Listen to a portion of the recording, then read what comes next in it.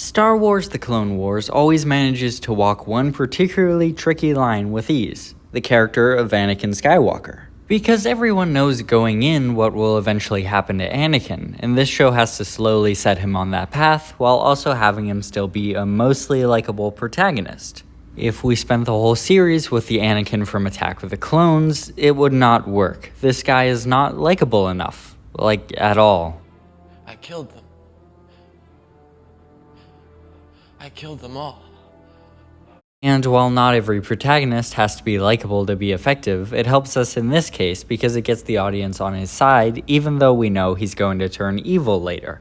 This is the man who slaughtered a bunch of younglings. It helps if he's likable here. So the showrunners had to figure out a way for these two sides of Anakin to coexist, and I think an example of them walking this line beautifully comes in the Season 2 episode, Weapons Factory. Towards the end, Anakin's Padawan, Ahsoka, and Master Luminara's Padawan, Barriss, make the sacrifice to blow up a droid factory while they're still inside.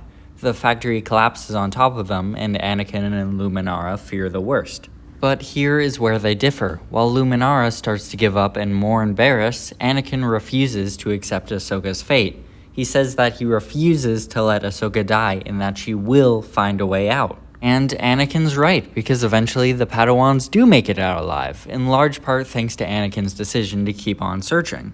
But it's Anakin's refusal to accept that Ahsoka even might be dead that shows how far he has strayed from the teachings of the Jedi.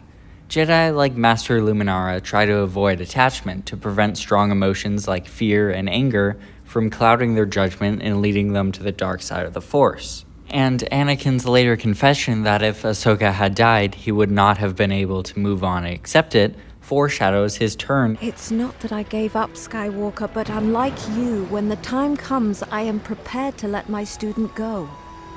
Can you say the same? He's very attached to the people around him, and this ultimately is what pushes him into Palpatine's clutches when he has to deal with real fear, anger, and loss as a result of these attachments.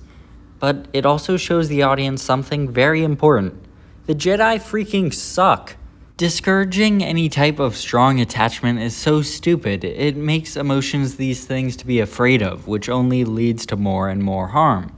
Plain and simple, if Anakin had followed the Jedi way here, Ahsoka and Barriss would have died. Here's exactly what I'm talking about with this whole tightrope thing. This scene lays the groundwork for Anakin falling to the dark side while also getting the audience to sympathize and even root for him. His actions here are totally justified, and it creates this bittersweet sense of dread and foreboding. We're glad to see Anakin succeed, but we know it's only pushing him further and further down the path that will break our hearts later on. Another quick example of this that's good is his relationship with Padme. Of course, the viewer is rooting for them, it's a nice love story, but we know it will cost him in the future. It's heartbreaking, but well thought out, and especially impressive considering they wrote this after the prequels were already completed. Everyone went in knowing Anakin Skywalker's character arc. It's just one of the parts that makes this show so remarkable. Thank you.